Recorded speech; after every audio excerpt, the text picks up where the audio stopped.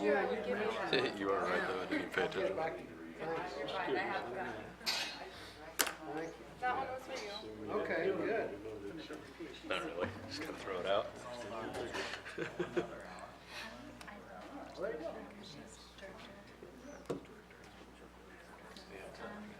at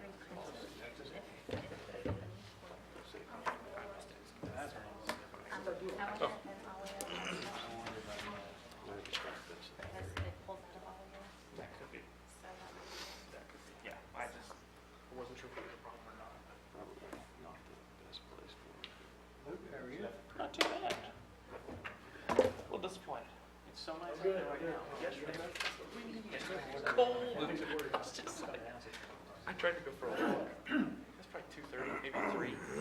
And as long as I wasn't going into the wind, I was okay. But I still just, I was like, I made it about 1.5 miles. And I'm like, yeah, that's good. I'm good.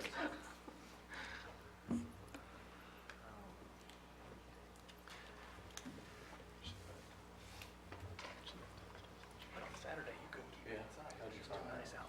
One of the guys called me, laughing after they left the meeting. Kids even taking them to the park in the afternoon. Supposedly you're gonna take a sales position with them for that one. That's what that is good, because it's like you're the way it's right. So that's code for step away on slippery. I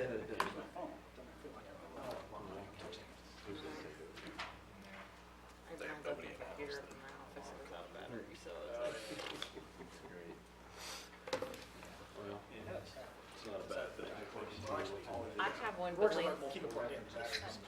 makes fun of me every time I use it because it has this green, like, case on it, one green case for my kids don't. Oh, really? How old are you? Every time. That when I smell like bacon. Just looking out for you. Still take my dog back. Pretty secure, I guess, aren't they? Big audience tonight. Packed house. Well, I don't know why we do it. I think everybody didn't maybe not. All right, we ready to go?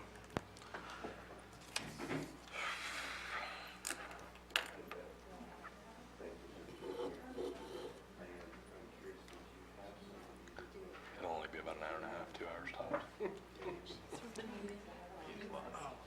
No, exec session. Exec session will only be an hour and a half, 2 hours.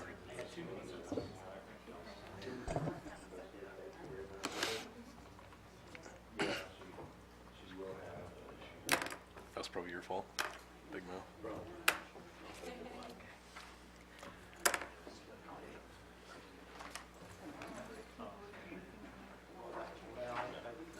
No, actually, not at all.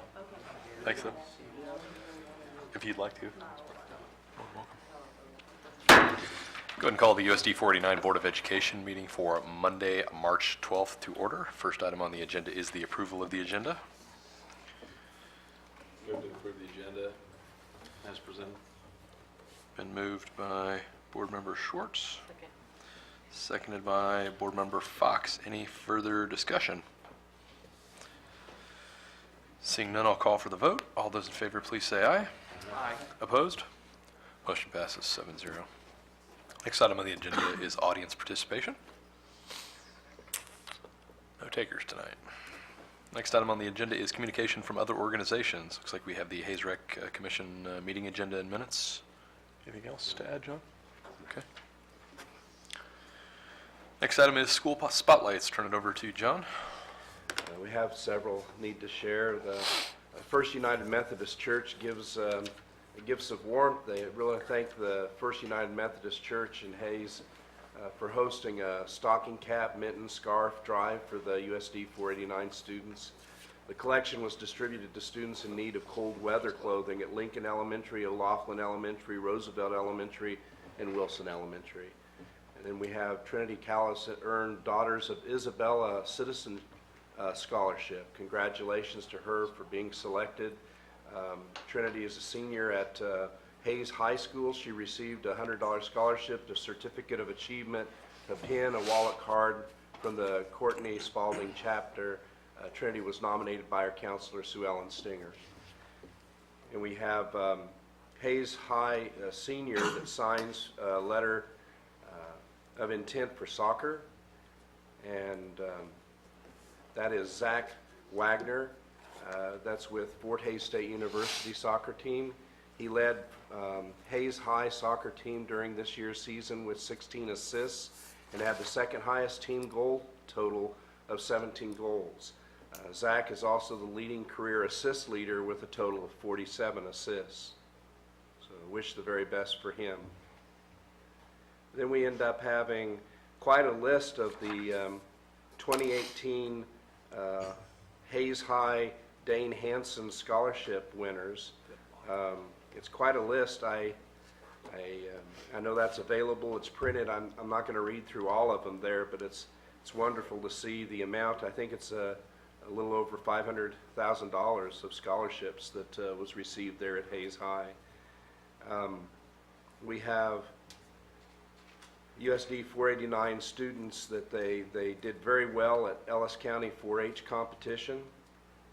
And again, we have quite a list. It's great to end up seeing the younger grades, even elementary and middle school grades that are involved in this with the different projects such as illustrated talks and project talks, public speaking, senior reading, junior readings, and other talents, instrumental, music, solo. Those are all the different, and vocal solo that these students were involved in and did so well in with the 4-H. We have Haze teacher honored as 2018 master teacher. Want to congratulate our middle school art teacher, Kimberly Snaywise, for being honored as the 2018 Kansas master teacher from Teachers College at Emporia State University. Master teachers will be honored by Emporia State University on Wednesday, April 4th. We have Elaine Roletter named National Distinguished Principal. Congratulations to our Lincoln Elementary School Principal for being recognized as the Kansas Association of Elementary School Principals District 5 Distinguished Principal.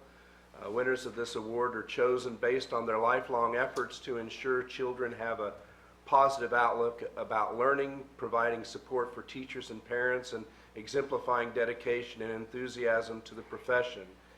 KESBP board members Stacy Green from Stockton, Sean Roberts from Scott City, and John Beffert from Ellis will present the award to Elaine during an all-school assembly on March 28th at 9 a.m. USD is proud of Elaine's lifelong dedication to students, parents, and staff of Lincoln Elementary School.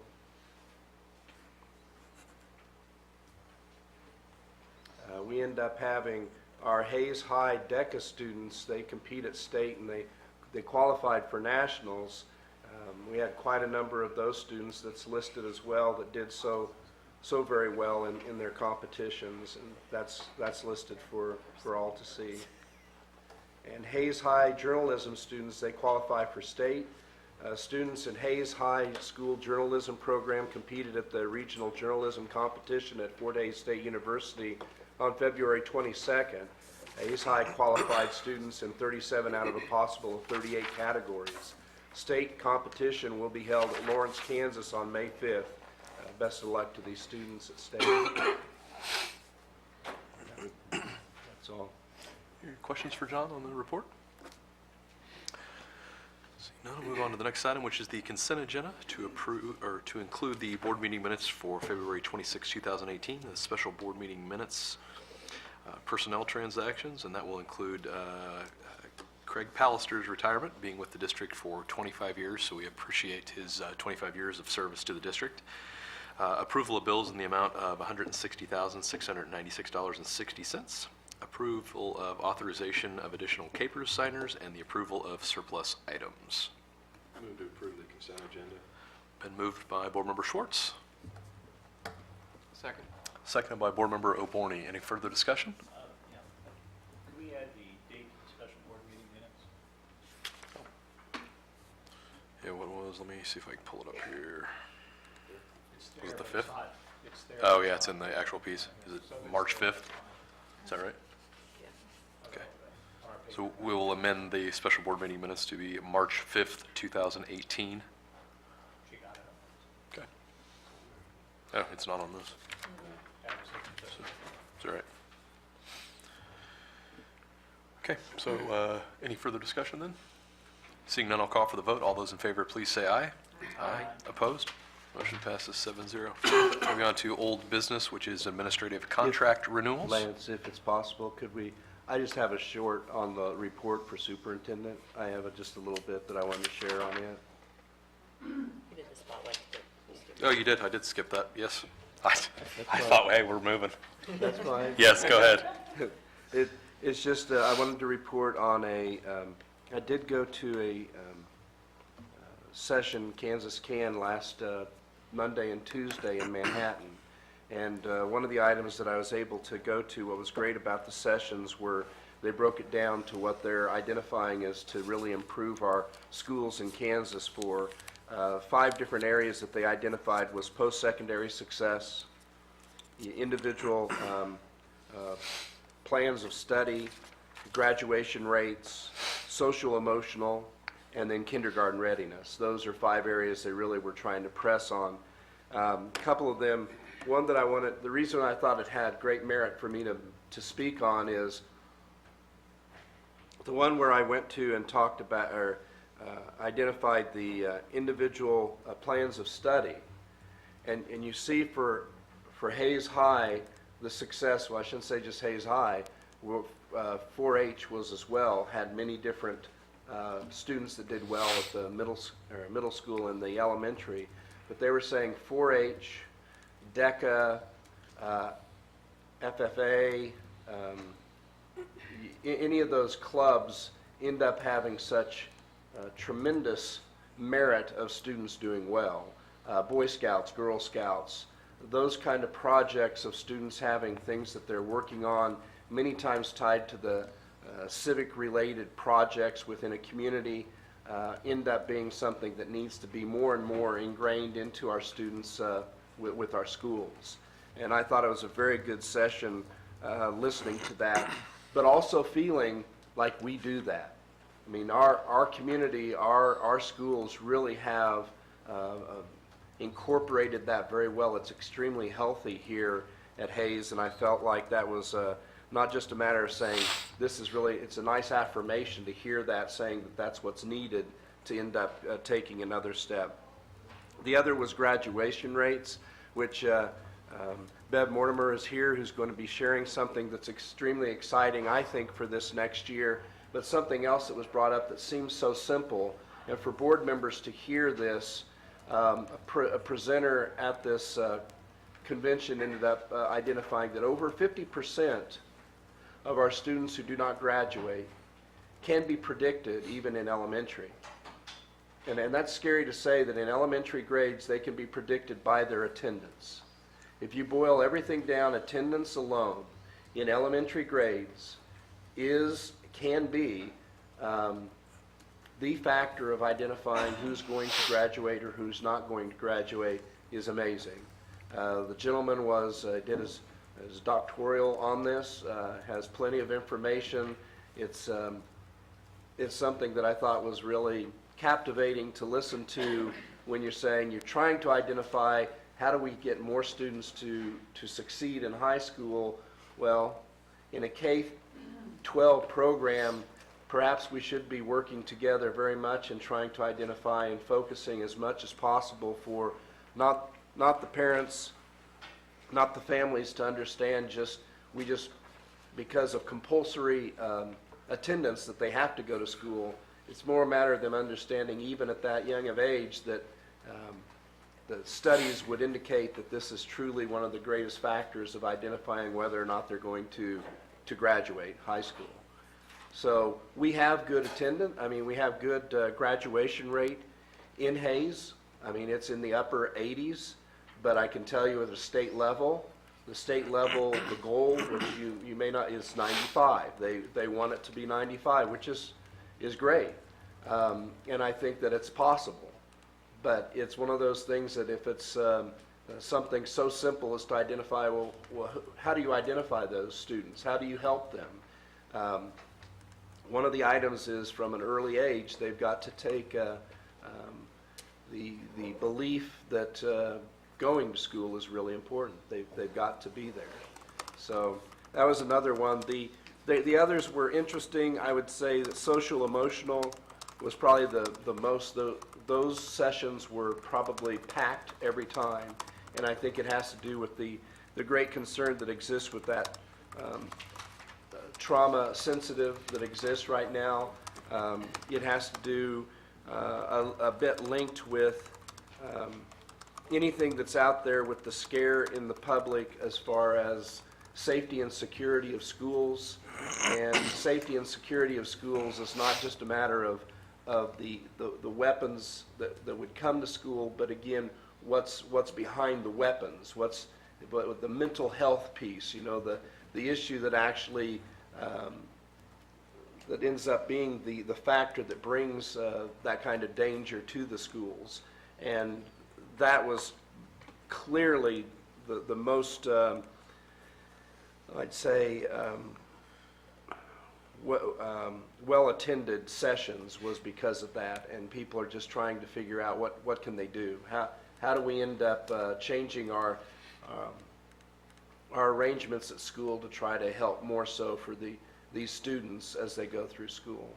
So I could talk on others, but those are three areas that I thought were very interesting, and just wanted to point out that I think they're planning on having these symposiums. They had 2 last year, had 1 this year. They plan on having another one next year.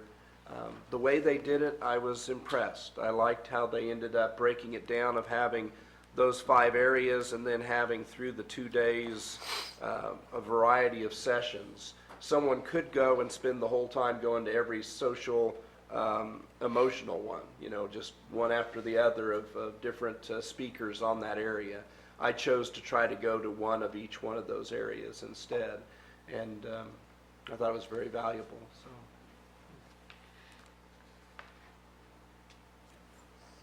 Very good. Any questions for John? Okay. So now we will move on to the administrative contract renewals. We'll vote on the renewal of contracts for building level principals. And that will be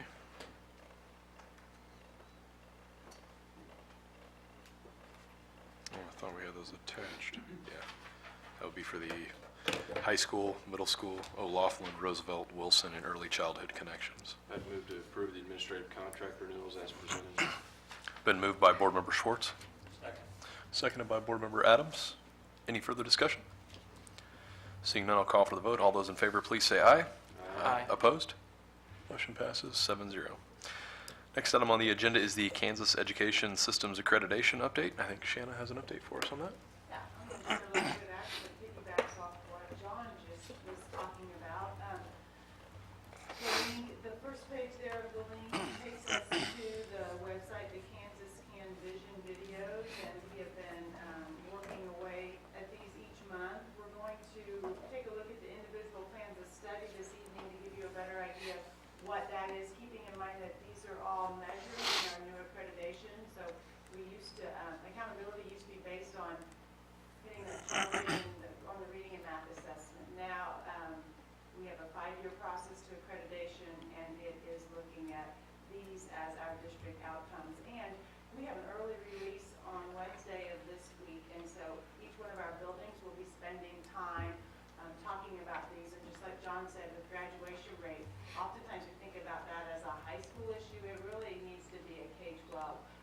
We talked at our district leadership team, and there were a lot of nods, and elementary teachers who said, oh yeah, if you tell me the name of the kids that probably didn't reach that finish line, we saw that as a struggle for them early on. And so we need to look at it system-wide and see what we can do to make sure kids are experiencing success on grade level, so that they continue and stay involved and do reach that end mark of graduation. And actually, graduation isn't even the end mark anymore. It's post-secondary success and going on to furthering their education in some way. I also want to mention with the individual plans of study, this is what the spring conferences that Haze High added, the student-led conferences that they did the past week, these last couple weeks. It really centered around this individual plan of study. students are using the tool Career Cruising. That's the product we use here in our district. And so students have their own accounts, and they led their parents through some of that information with seminar teachers. So all teachers at the high school were involved with this. But they showed their parents what some of their interest inventory said and what some of their pathway options might be. And then they talked about what courses they said they need to take to prepare themselves for that path. So I have heard very positive things about those experiences, about having the students lead them. I know parents have really appreciated that, and so that's something that I know the high school plans to continue. But it is a result and tied into this individual plans of study as well. So if there are any questions about that or comments that you all have about those two conferences, then we'll dive into the video. Yeah. One that I have is, how was parent attendance at this? Was it pretty, very good, better than? 90, I thought last we had heard an update from Mr. Straub. He said the students helped schedule them, and so it was mid-90, high 90. I think their goal is 100%, and I'm not sure if they make that or not, but it was very good. 90s is very good. Yes. So this is engaging, the parents are getting more engaged in this process. It appears to be, and again, with the students leading it, and it was freshman through junior this spring, because of course seniors will be graduating, so, but of those 3 classes, it was very well attended. And will it, just thinking out, let you get to that, but are we looking at even beginning this sooner in the middle school at some point? I know in our district leadership team, that's something that the middle school will talk about at the early release, is what they can do. It is started at the 8th grade with the interest inventory, so that tool is being used already in the 8th grade. But, you know, with individual plans of study, we even talked about in the elementary, just exposing them to all the different career exploration out there, field trips, letting kids know just what's out there, and then trying to hone a little bit more into it in middle school as far as what area they may be interested in looking at. So I know our counselors work closely with the middle school, high school, and elementary, so there are parts of it already at the middle school. Okay. Any other questions? Let's see if we can- Hello, and welcome to the module on individual plan of study. With the invention of the Global Positioning System, GPS for short, the paper map has become a thing of the past. Instead of wrestling with a large fold-out map as we're speeding down the highway, today we simply plug in an address and the GPS leads us to our desired destination. And if we prefer not to take the suggested route, the GPS provides us with options. In many ways, an individual plan of study, also known as an IPS, is like a GPS. It's a tool students can use to plot a course that will lead them to their destination. However, an IPS allows for something a GPS often doesn't. Students are able to define their own idea of success and build a plan to get there instead of having their destination selected for them. Today's job market requires employees to have a higher level of education than ever before. In fact, by 2020, the Georgetown Center for Education and the Workforce predicts that more than 70% of the jobs in Kansas will require a post-secondary credential in addition to a high school diploma. 70%! So what does that mean for the student who doesn't graduate or who doesn't earn a post-secondary credential of some sort? The likelihood of those students ever making it into at least the middle class becomes slim at best. So why an individual plan of study? To lead the world in the success of each student. Each student must be able to identify what success looks like for him or her. The IPS is the tool and process designed to do just that. It helps students, beginning in middle school, and their families build a plan that will help that student identify and explore talents and interests. A lack of planning has derailed many people and projects over the years. Our students are no different. Extensive planning is critical to the success of any worthy endeavor. In some cases, a student who graduates high school and doesn't immediately enter college may be better off than a student who goes straight into college with no plan and drops out before graduating. That student now has no degree and is saddled with debt. Think about how different that outcome would be with the right plan in place. To recap, an IPS is a product developed and maintained by the student, beginning in the middle grades, a process process adopted by the school to assist the student in developing a meaningful IPS. A means for a school to personalize learning for each student. Let's talk for a moment about the components of an effective IPS. First, a good IPS will help students identify talents and interests related to broader career fields through the use of multiple interest inventories. Over time, patterns will begin to emerge, which creates an opportunity for dialogue and exploration. Students and parents should meet with school professionals at least 2 times a year to review the student's IPS and make adjustments. Next, a list of all high school courses mapped according to career interest areas. This helps the student identify and select courses needed for particular career areas. In essence, providing them with the opportunity to try before you buy. Chances are, if you don't like science, veterinary science may not be the most rewarding career option for you, no matter how much you love animals. An effective IPS should include a post-secondary plan. Now I know what you're thinking. A post-secondary plan for a middle schooler? They change their minds as often as they change their moods. It's never too early to start exploring all the options for post-secondary education. Not all careers require a 4-year degree. Some may require a 2-year degree, while others may require the completion of a certification. Understanding requirements helps students and parents make better informed decisions. Finally, an effective IPS will include an electronic portfolio that includes the student's projects, assessments, resume, job shadow summaries, etc. Students are then ready to share their best work with prospective colleges and employers. So we've talked about what an IPS is. Now it's time to talk about what it isn't. An IPS is not meant to track students into certain educational paths aligned with certain careers. It's also not meant to culminate with an 18-year-old making a career decision. It's simply a tool and process for the student to chart his or her unique path by exploring or trying on careers in a more authentic manner. Just as important as identifying areas of interest, the IPS process also helps students identify career areas that do not interest them, helping to narrow down the field when they're ready to make post-secondary plans. Want to learn more about individual plans of study or trainings taking place in your area? Visit the KSDE website at www.ksde.org. Thank you for... We actually have some students here who should be asking that. Did you meet your parents through the conference? Yes. Yes. How did it go? It went well. So I guess if your questions for them, they can probably answer them better. But again, that's another one of the measures that we will be trying to show growth. The individual plan of study is a little different as far as a measure. It's the product we're using, the career cruising, but also the process we take students through from middle school to high school using that product. So. A couple questions I have about this is that I see that it pointed them to career clusters to be one of the items that comes out of this.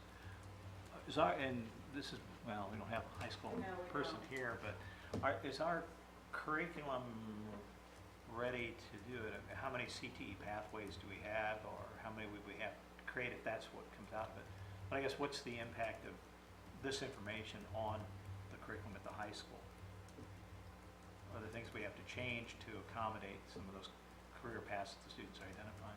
Well, we're in year 1, so we are getting started. It would be a good agenda item to bring back. I know Tom Albers does a lot of our CTE pathways, just to give a better idea of what we have available and what we might be looking at based on interest of students, obviously. Because it does seem like it would have some implications to find out that, ooh, got a lot of students wanted this, but we have a gap in that part of our high school choices. Right, and it's what's nice about Haze is we have NCK, we have Fort Haze, we have community even reaching out and getting kids out into different working environments, like with work study, where we can try to help fill that gap even if we can't provide it all at the high school. So I know that's a huge benefit as well, but we're always looking at, other options that we feel are a need for students. We want to, add as many as we can within our budget, but having a wonderful community and partnerships also adds to the experiences for our kids. Okay, thanks.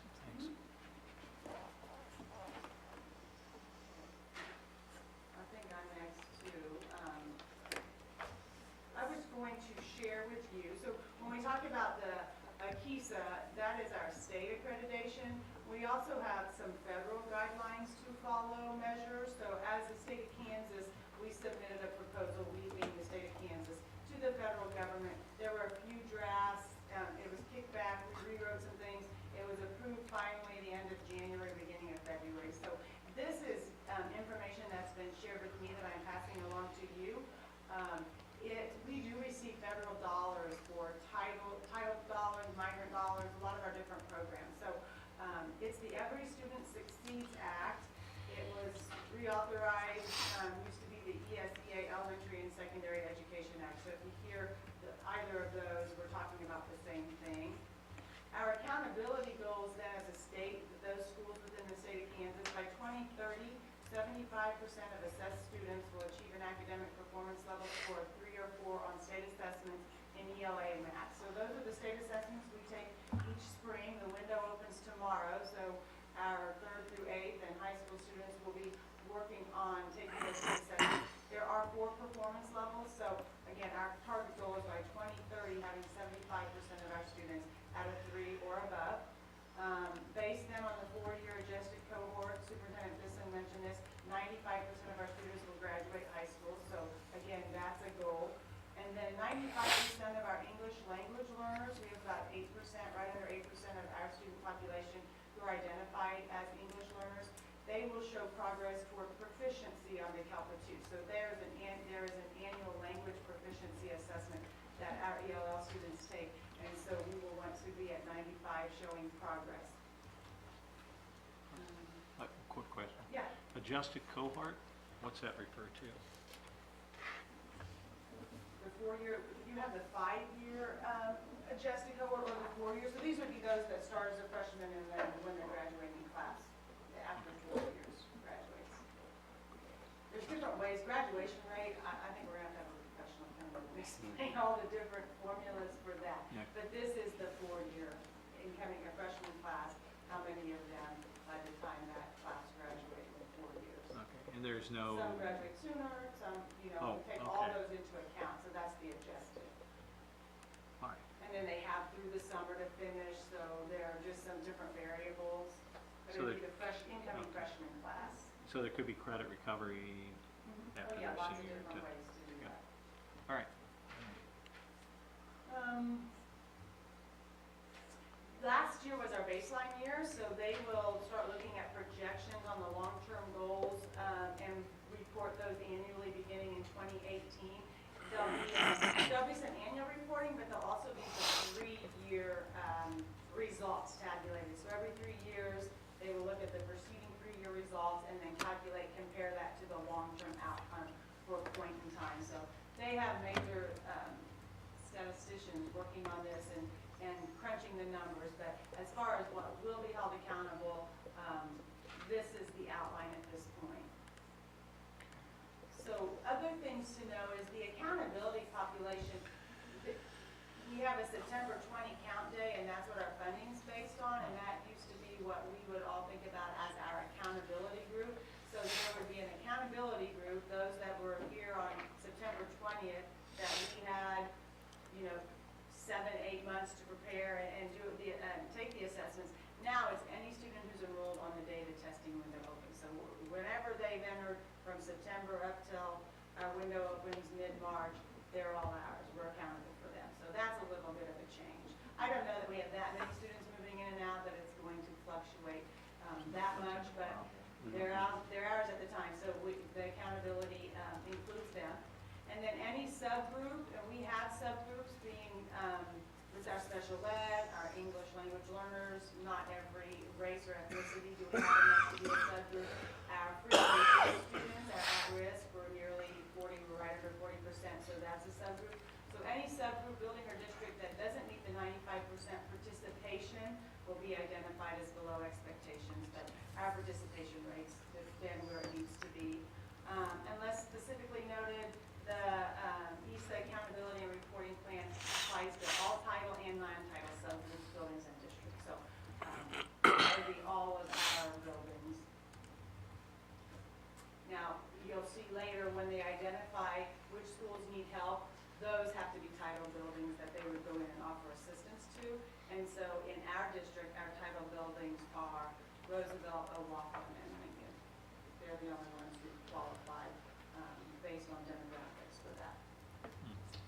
As far as the applicable accountability indicators, this is what we would be held accountable for. So grades 2 through 8 in high school, there's just one difference in the list.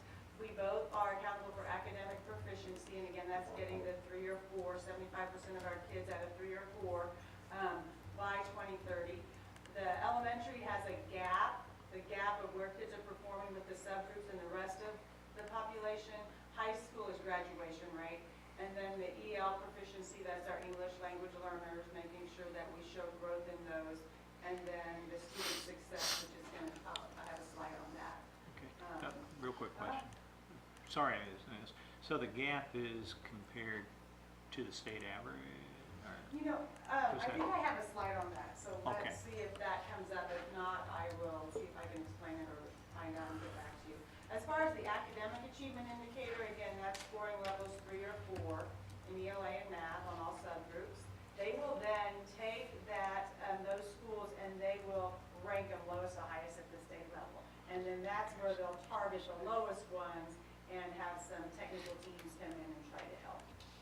But this is information we will receive as well. This is also known as the gap measure then for 3A. There's an assessment performance index and API score that the state will look at for ELA and math. It's based on that summary calculation. And so how is the whole building doing compared to the subgroup? So how is our whole student population doing compared to our free and reduced at-risk students or our SPED population? Because you don't want to have this huge gap in the student population of their academic achievement. So that's the gap measure, and then they'll rank all the buildings again for that from lowest to highest. Graduation rate indicator, talked a little bit about that already. There will be some kind of categories for reporting. If you're below, it would be 67, less than 67, you can see approaching, and then meets, and then exceeds. We would be in the meets at this point where our graduation rate is. And then the English language proficiency, the progress that they're asking in that area would be based on individual student growth. It'll be calculated by where the student performs in the spring on the CALPER compared to the year before. There are 4 domains: reading, writing, listening, speaking, and so they must demonstrate a +2 progress. Building progress will be calculated as a percent of the assessed students showing that progress, and then they'll be ranked as well. And then the student success indicator is using the percent of students scoring at level 1, that's the lowest level in ELA and math, and then they'll rank those as well. And that will be how they'll identify schools for assistance.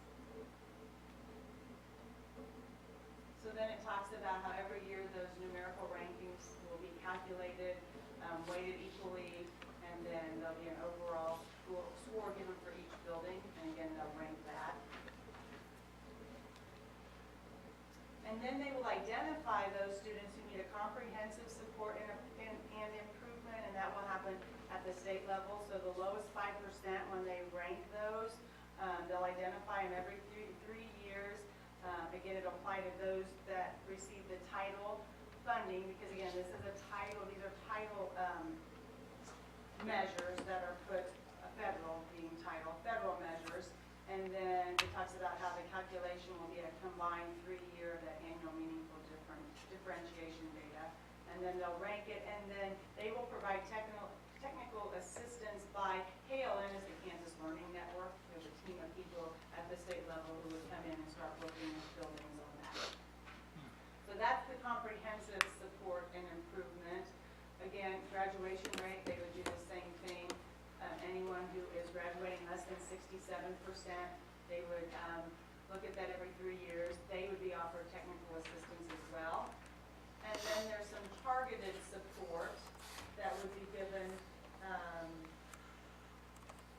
Talks about if any Title I school identified for comprehensive support fails to meet the exit criteria, then they would receive some additional targeted support. So that will happen at the state level with their team. And then in addition to the comprehensive, there's targeted support. And then that would be any schools that demonstrate consistent underperforming of subgroups, and you can look through that. A subgroup has to be 30 or more. So there would be, again, some technical assistance provided for them, and then some additional targeted support as well.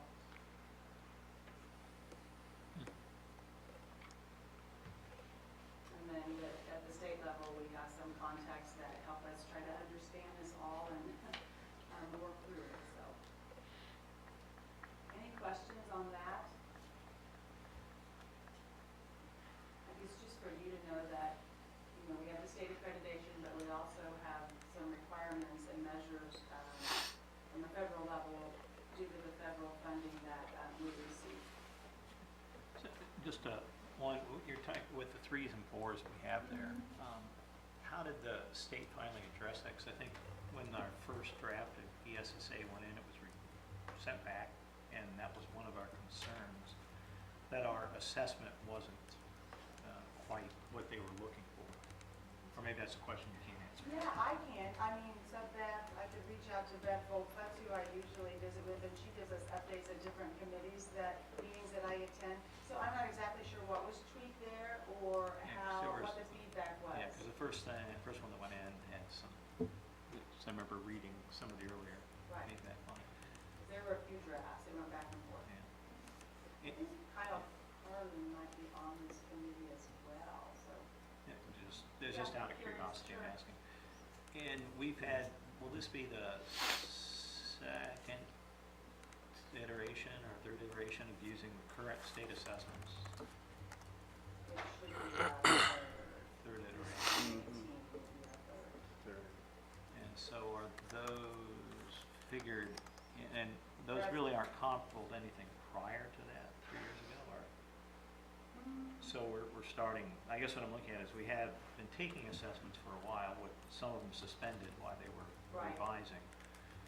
So are we starting it, that we now only have 3 years of assessment data that was comparable with itself? Probably, I would say that's fair. Our baseline for this, the federal, was 2017 last year. Because is what it noted in here, the baseline's Yeah. 2017. And so we'll start calculating now just because now that it's finally approved and with the reauthorization just happening. So we have that data, but our baseline will be 2017. And then the next year, we did have a change in math and ELA standards. So next year, the state assessment will remove anything that doesn't align with the new standards, but then the following year will be when they add any changes in the assessed group. So even though the assessment will change somewhat, I think they'll keep looking at those performance levels of 1, 2, 3, 4 and try to, determine those based on the performance. And so I think it'll be a fair way to compare. Okay. And so based on what we saw in 2017, are there particular areas that we may need to, that the district needs to focus on? Well, I think if we can, if the reports we get back aren't by subgroup, I mean, some of the reports that we get back from the state level aren't where we find it to be, and we'll have to do, I guess, a lot of our own work that way. I think that I know the state has done a lot with adding some interim predictive and some mini formative tests, hoping that schools will use those tools to help kids be successful. And so we are starting to explore those more. We have quite a few more classrooms take the interim predictive this year. So I think using that and with the new standards, making sure that we spend some time looking at our curriculum and instruction being aligned, that, I have every reason to believe that we'll continue to do as well. Okay. Thank you for your efforts on a moving target. Yeah. Did you go like? Yeah, what grade levels were tested for the baseline of this? We have given the same, the grades that we've assessed by the last 5 years have been 3 through 8 are tested in ELA and math, and then in 10th grade as well, so 3 through 8, and then once in high school 10. And then our science is assessed at 5th, 8th, and 11th. And then history, government, social studies is every other year, and this is an on year, so 6th, 8th, and 11th. So the middle school really gets targeted with the assessments.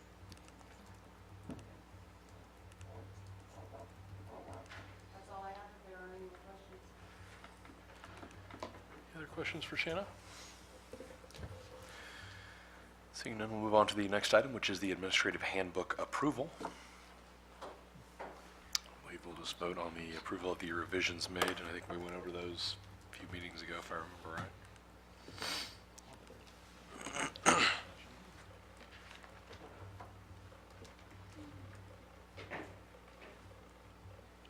Is there anything additional, John, added to those at all? No, there's nothing. Okay. I'll make a motion to approve the recommended revisions to the administrative handbook. Been moved by Board Member Adams, Second. seconded by Board Member O'Borney. We'll open it up for discussion. I just had a question. You know, we talked a couple of meetings ago about changes for, with the incident that happened at Haze High, and I'm just curious, one of the things that was brought to my attention is what, you know, how do people know that we've actually learned or done anything based on that? And it was a good point, you know, because this isn't, I don't know if I've shared this with you or not, John, but this isn't the first incident we had at the high school. Years ago, we had a similar situation with similar bad information. And so, you know, if you're here, we're probably all right, but what happens if you leave?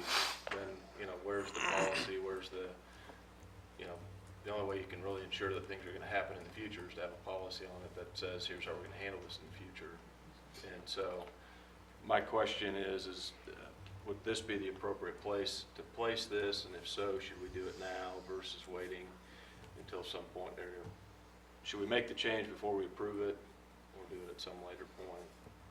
Well, I guess I would answer it by things that are in place. Even tomorrow afternoon, there's a meeting that exists with emergency, fire department, police, school, and that's happening tomorrow afternoon. We end up having one of our crisis meetings is coming up again within this month. There are things that are being done to align that more.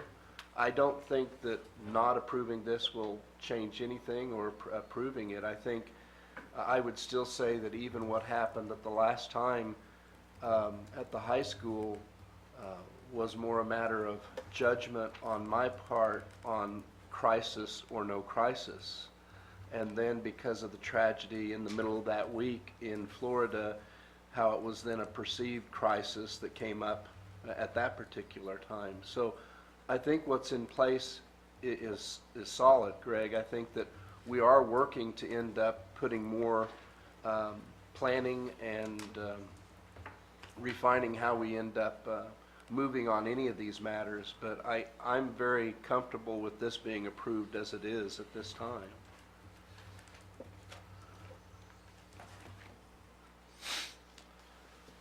Who made the recommendations in the handbook? Like, where did all the recommendations come from? It was basically a cleaning up with some of the titles, but also with negotiations, when that changes with like benefits and different work days and that type of thing. That's a big chunk of this, just making sure we update all the handbooks to reflect other decisions that have been made. So I don't know that we had always brought, especially the administrative handbook on an annual basis, but we will. That and the classified staff, if you remember, that was brought a few meetings ago as well. So those will continue to be revised annually. So you went through and you're the one that made all the changes? Well, Tracy actually, with her office did, but we did share it out with administrators and said, please look this over, give feedback, and so we got some feedback from them. Because I think if originally we had heard, even to my knowledge, is that we borrowed this from another district years ago because we didn't have one in place. So it was time to take a look at it and get some feedback. So it was a combination of our admin team looking at it, and then, yes, Tracy was the one who made the revisions, her office.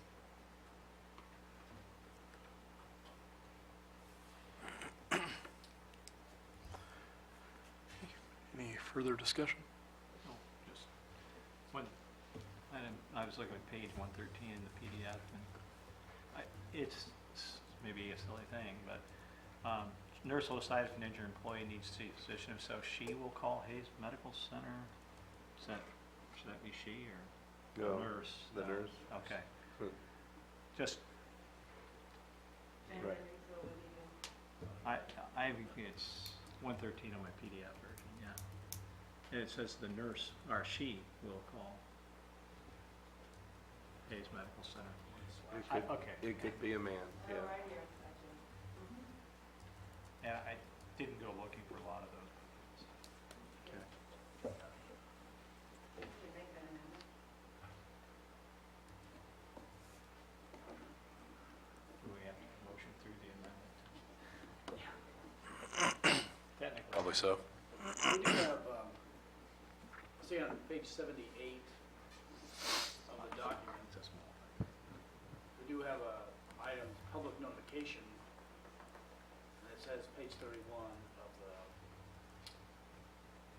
the other document, I suppose. But it does talk about public notification. I wonder if Greg would address your issues there, possibly tweaking the language. Is it page 31? Well, it actually, on the PDF I'm looking at, it says page 78. Yes, page 78 of your attachment is page, this is, Yeah. we pulled the changes to the handbook in this one. I think in another one you were given the whole thing and then the changes. So this excerpt, your, at the public notification comes from page 31 of the entire handbook. Right. Okay.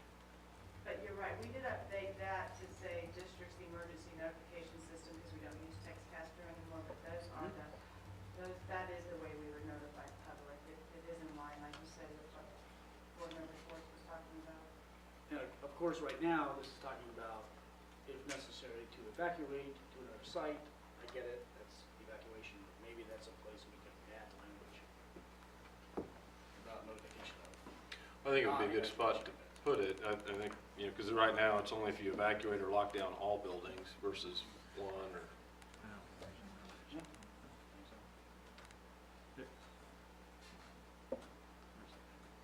But you can't limit it to just lockdown. We didn't do a lockdown in the last scenario.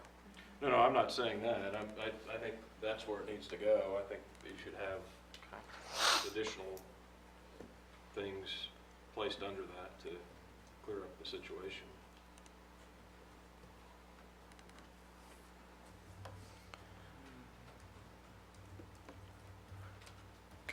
So then do we need to, Well, I guess you made the question, Greg, should we accept this and then look at further revisions, maybe specifically on that? I think I would probably say yes. I mean, I think I would lean toward, let's approve the changes that are on here, and if we want to go back and say, and look at the public notification part and add to it or whatever, we do that at the next meeting or another meeting or something like that. I'm a little embarrassed to admit that I haven't actually read through all of it and like talking a little bit now at the table. I kind of wish I had. Is there a time, are we bringing this up today because we need to approve it today, or? No. it can be tabled. Yeah, that's what I was thinking. Or I'm not disagreeing with Luke, if we want to pass it now and revisit it later, that's fine. Well, my thought is, I mean, a lot of this stuff is what Shannon was saying. I mean, it's really language. I don't really see a huge policy change in any of this. It's just, it's language. Sure. The language is dated, or it just doesn't apply anymore.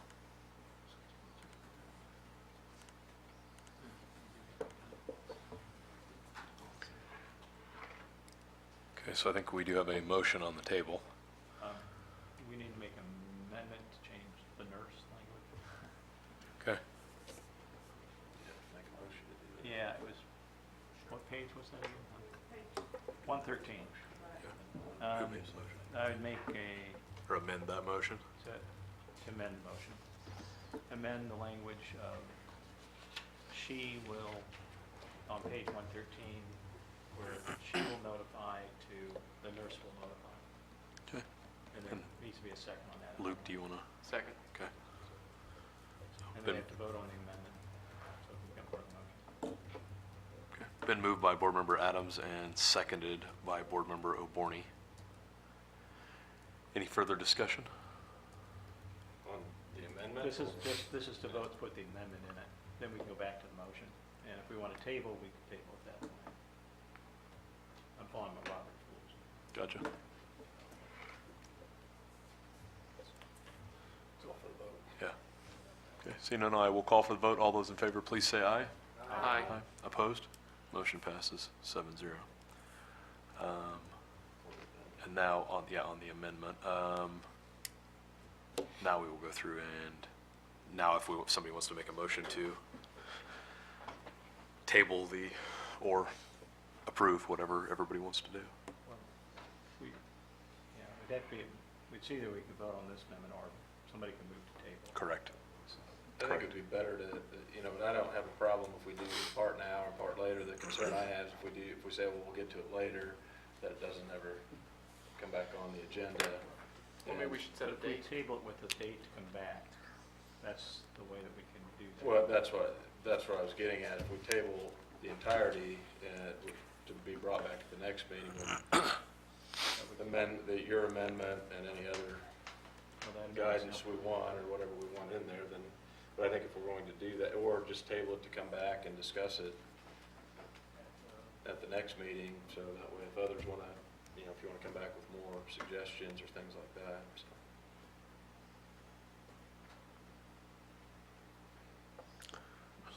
Entertain a motion either way. I'll make a motion to table it until the next meeting for discussion.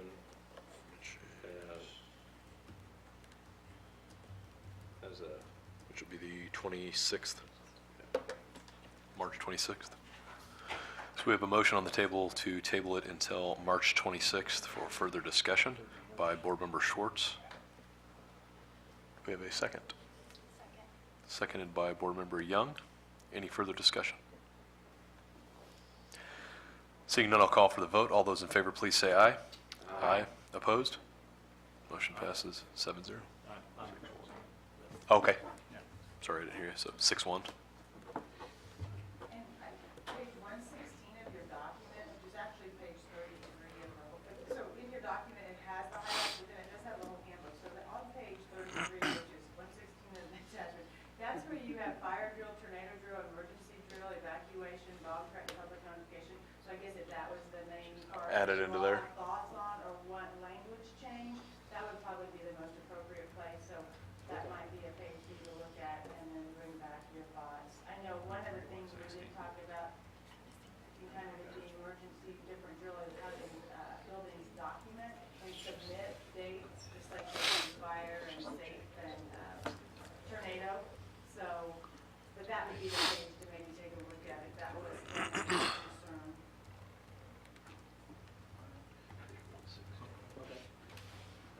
Very good. Thanks, Shanna. Okay, moving on to the next item, which is the Haze High School parking lot concrete bid.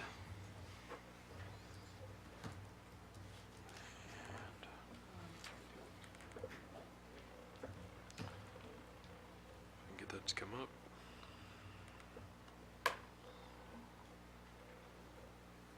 Anything changed on this, John, since this was going over at the last one there?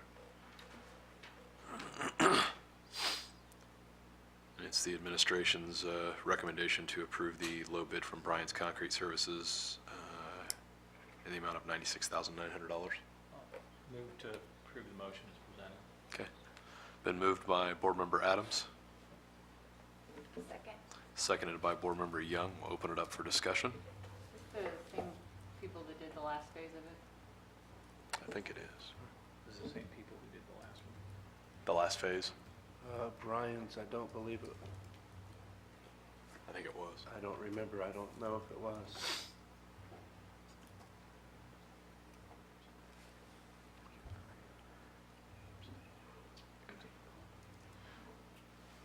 Any further discussion? They have done work for the district before. They have. Okay. I believe they were the ones who poured the Victory Road. Victory Road. That's a nice word. Okay. Thank you. Okay, seeing none, I'll call for the vote. All those in favor, please say aye. Aye. Opposed? Okay, so motion passes 6-0 and one abstention.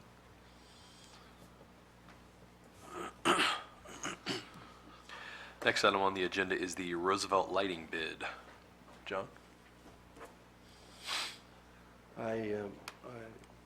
Rusty will be here, of course, for the next meeting. This one, he just wanted me to share that on the bid for the lighting, The 4 different bids that we had, 2 of them were, they didn't bid what we were asking, so they really didn't count. And then the 2 that did, it was identical. The only issue, he checked into it to try to find out why there could have been the difference that there was. And the only thing he could find out was it was really it was confirmed that they are the same, but they ended up getting a, how would I say, we're getting a very good deal, you know, on this, from this one particular company. It's not who we usually have been going with, and I think from his, Rusty's checking, it really comes back to saying that it was more a mistake that is to our advantage at this point with the cost.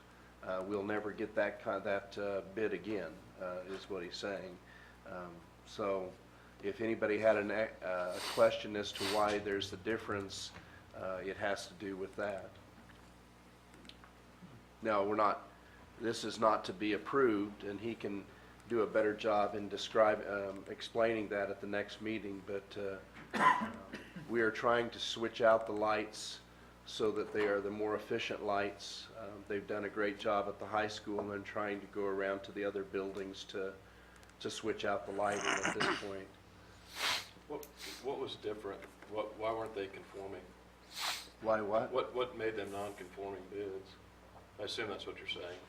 The other people, you'd said that Because they they did. range from about $11,000 to $56,000, if I'm reading this right. And it appears we're saying we want to go with the 42,000. I'm just curious as to, I didn't study it to figure out, or I don't know if I even could figure out why it wasn't conforming, but. Rusty said that the lights was not the same, they were not the same lights. At the bottom of the. Yeah, it said the little asterisk shows substitute product was quoted. There are some notes about spec sheets. What page is that on? Page 183 of the attachment. Towards the bottom, might explain it.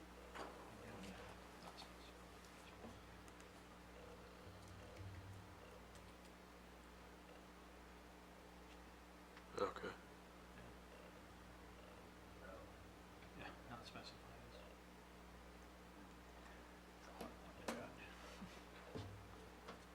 I mean, for a difference of 20 grand, maybe it's worth a phone call to see if some of those would work, I guess, but.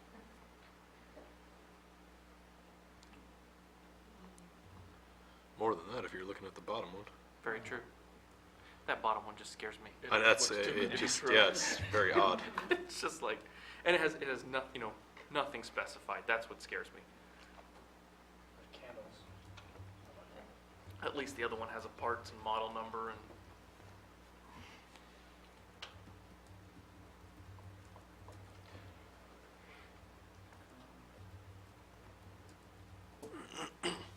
Maybe that's something that Rusty could prepare, rather than just talking about it at the next meeting. Maybe that's something he could, in the next week, just email us. Be on or interesting to something. hear, yeah, with that price difference of, 22 grand.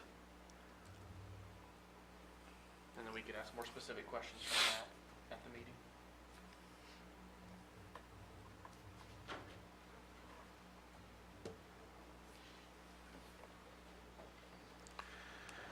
Very good. Any other questions on that? This was a budgeted item, wasn't it? Do you remember what he budgeted? Yes. Was it, do you remember how much money he budgeted for it? Do you remember? Because I know you said it was kind of a deal. Was he budgeting closer to 60 or? That I don't know as to what he was planning ahead of time of what it would be budgeted for. Just curious. And just to be clear, this is just to buy the fixtures.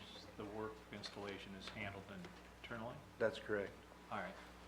Yeah. And that's- So There's the like a labor's, huge difference. we've got Labor's that not too. included, right? Do we have that? All right. Or the labor we already have budgeted through Right. the employees that are present, so. Okay.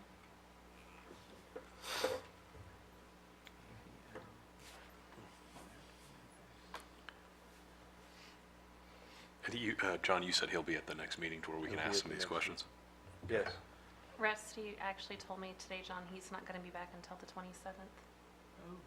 The day I guess after. we could hold off till the next one if we have to. He'll be on an airplane coming back when the meeting is gone.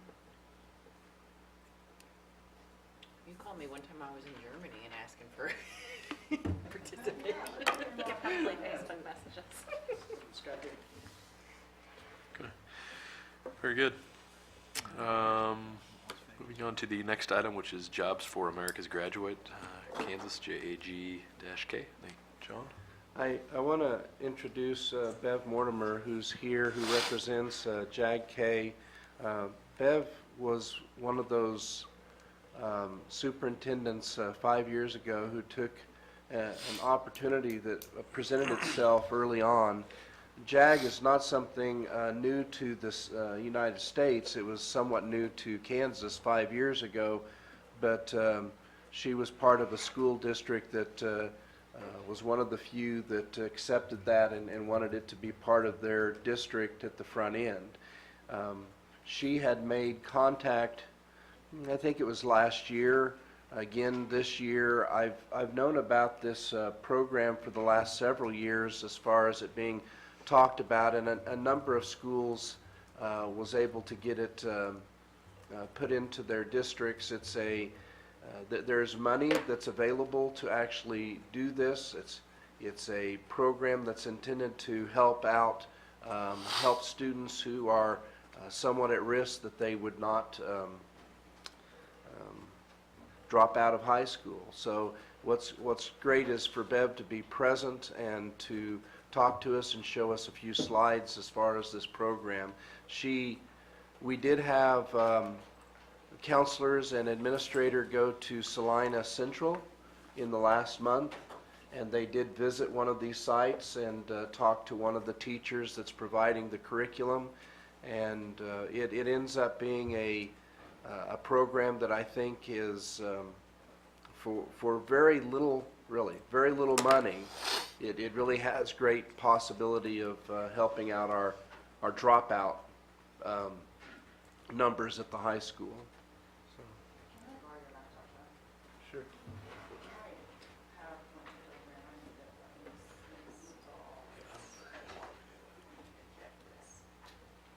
Specific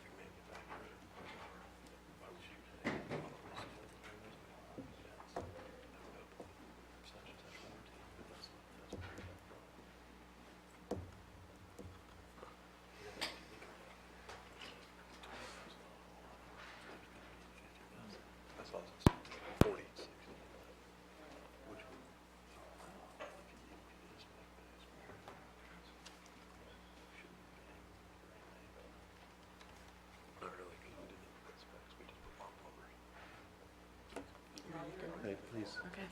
Okay.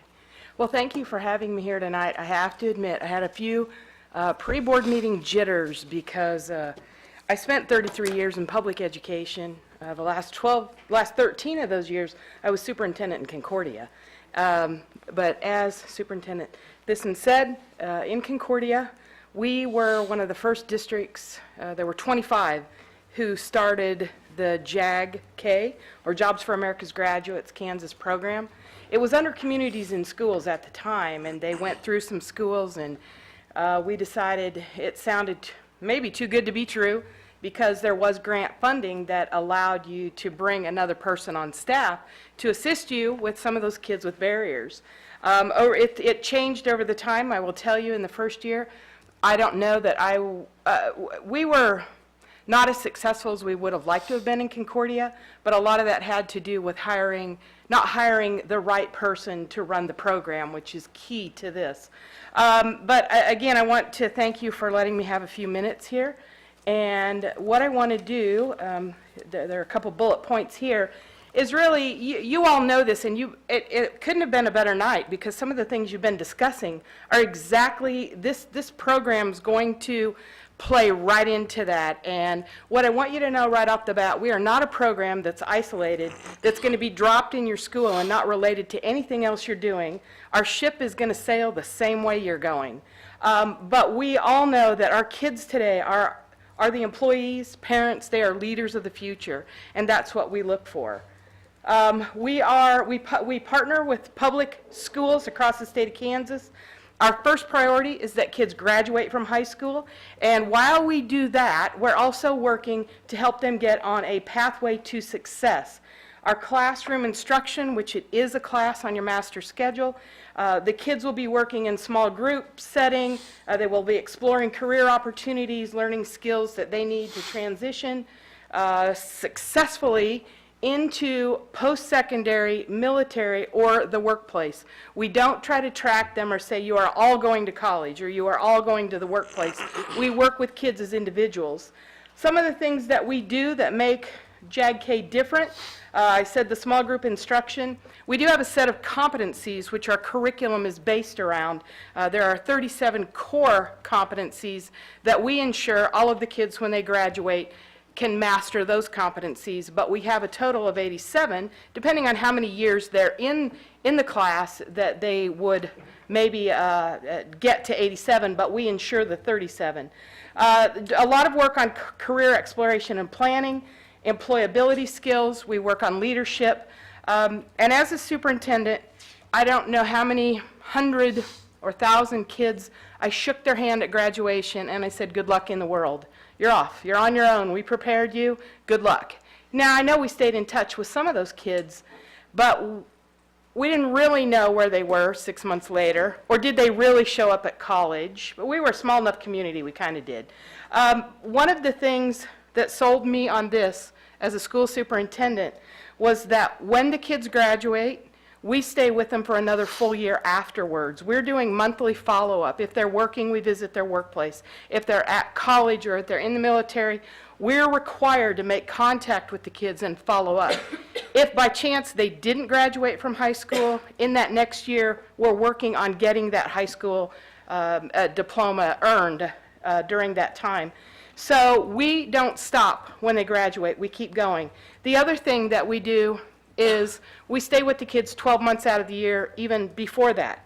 So if they're juniors, you know, when summer vacation hits, summer break hits, we continue to stay in touch, do some more informal activities, but we might do field trips or school visits or workplace visits. We might help kids get a job. We might set them up for internships or job shadowing, things like that. But just an overview, the program started in Kansas 5 years ago, so we're still fairly young. And we started with 25. I was still in the school system. I've been with JAG-K in this position for 2 years now. This is my second year. But a year ago, we had 62 programs in 29 districts. We are now up to 68 programs, and we're in 33 different districts. It says 93% graduation rate. I want to tell you the significance of that. That was a class of 2016. We have over 3,000 students that we serve in our programs across the state of Kansas. And the class of 2017 currently is at a 97% graduation rate. And Mr. Thiessen talked about at risk. We like to talk about kids with barriers, that have barriers, and how are we going to help them overcome those barriers to be successful. The reason that statistic is not up there because we're going to keep working in that year. We're not going to quit till we get to 100% of those kids with the high school diploma. But when you think about kids who could be, I'll use the word we'd like to get away from it in what we do, but at risk, students who might have some challenges or barriers or obstacles between them and that high school graduation, those are the kids we target. And technically, I'm going to jump ahead of myself here. The students that we recruit, that we like to see enrolled in the program, at least half of those would be in the bottom half of the class. So they are kids who might be struggling academically, but when we talk about barriers, it's not just academics. I can tell, what I wish I had with me is a whole bunch of JAG-K kids from other schools to tell you their stories, because all of these statistics are statistics. But when the kids stand and tell you their stories of success and how they've overcome some adversity and resilience that they've applied and they've been successful, it means a lot more than those statistics. We have a young man that's headed right now to Emporia State University. Got a 35 on his ACT, and you're probably going, well, what is his barrier? You know, what he's successful, why is he in your class? If you could see his family, you would know what his barriers are, and his home life, and their low economics. I picked him up to take him to the airport to go to our National Student Leadership Academy. He was a math participant. He said, I think we're safe, Miss Bev, but sometimes there are shootings in my neighborhood. And my uncle was killed just, you know, and it's just a matter of fact. That's his life. His grades are very low. He's not very motivated by school, but he's an extremely intelligent young man. So we are working with him to get him through high school, get him on that successful career path. He actually wants to be a teacher. I said, oh, math teacher? He said, no, English teacher. So yeah, a very mature young man, and he basically takes care of his 4 siblings, a split family. One of the siblings is cerebral palsy and disabled. He's responsible. He works a full-time job in addition to going to school. But I have hundreds of those kind of stories. And when I say successful outcomes, you know, that's what we're working on, that graduation. And then that year later, we're still checking, you know, where it says 88% full-time employment rate. We really do look that they're employed in school, military, or a combination of those factors. We are a data-driven organization. We are also research-based. JAG started nationally in 1979 in the state of Delaware. There are now 34 states who have JAG programs. Kansas is fairly young, but we're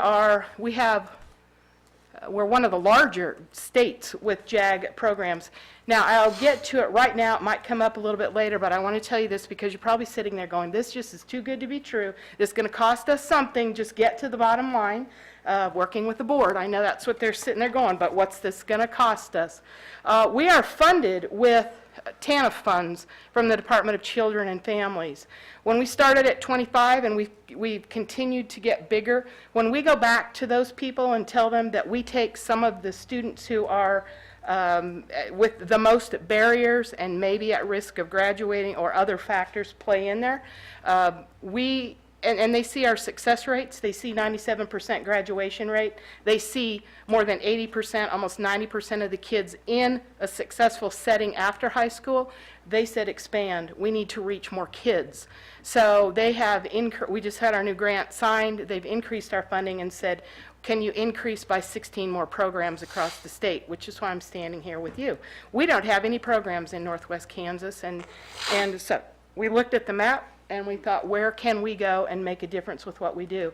To get to kind of the nuts and bolts, there is an MOU that clearly outlines what your responsibilities as a district, the school, and what our responsibilities are. And I am, my position is Vice President of Program Development, and I will be accountable. And anything you think that we're not living up to in this deal, we will take care of it. We take this very serious because it's about the kids here. What we would do then, ask your high school to include it as a course. We'd have that. Our people are not called teachers, they're called a career specialist. They would have 3 to 4 classes on the schedule with 10 to 15 kids in the class. They do not teach any more classes than that. This is a model that's been successful. One of the things that was always frustrating in school was that we tell teachers, get to know your kids, get to know your kids. You need to build a relationship, build rapport with the kids. And then we give them about 150 kids through a day and say, get to know the kids, get to know the kids. When we hold this down, the caseload, the size down, I can tell you I have 65 specialists in the state of Kansas who can tell you things about these kids that maybe their own families don't even know. They develop that relationship. They develop a trust with that specialist who can then provide what's needed and help those kids build their toolbox to move on and be successful. That sometimes in a school is a bit of contention with the other teachers who look and say, why are those JAG-K people only teaching half the day. The other half of the day, our people are to be, they can be meeting with the kids individually. They should be out in the community developing community relationships and partnerships. If we ask them to help the kids find jobs, find job shadowing opportunities, go out and find guest speakers, arranging to take school visits, workplace visits, all of those kinds of things. And then the other thing we ask our people to do is data reporting. We have more data than I could begin to report to you here tonight, but one of those pieces, I will tell you, we not only, our competencies are divided into areas we call model services. And I can pull up the computer right now and I can tell you in each one of my programs what % of their time has been spent in different areas of the competencies in our curriculum. For example, the areas are employability and work-based learning. Those are two different categories, and we like to see that's where the majority of their time is spent, because those are the skills we're trying to work on as a priority. They also will show some time spent in academic remediation. So our people should be getting to know the teachers, and if kids are having trouble in other classes, we can help with that. Tutoring, making up tests, we do lots of things as far as academic remediation. The JAG-K program would also have a career association. Well, I'll just read off my slide and so it makes sense. Our model requires our specialists to have 120 contact hours with students, each student, and that's not difficult to do in a school year. And then it's not uncommon. We have people who have up to 300 contact hours with students because of their work in the summer. They would have a club called a career association. They would elect officers. And in the career association, we work on leadership development, career development and exploration. We work on civic awareness, social awareness. Those are the areas of a career association. I mentioned a couple of those things. And I think I came on the right night. You were talking about individual development plans. We've been doing these. JAGS nationally has been doing individual development plans long before the state of Kansas. But what I can tell you is it'll blend with what you're already doing. It's not something on top of. We're not going to ask you to take our individual development plan. But what I can tell you is ours is quite a bit more extensive. Kids to be eligible for a JAG-K program must be identified with at least 5 barriers.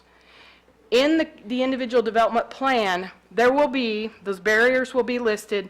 A specialist works with the student to come up with an action plan about how am I going to overcome those barriers, which puts more back on the students in controlling their own success, but we help give them the tools to do that.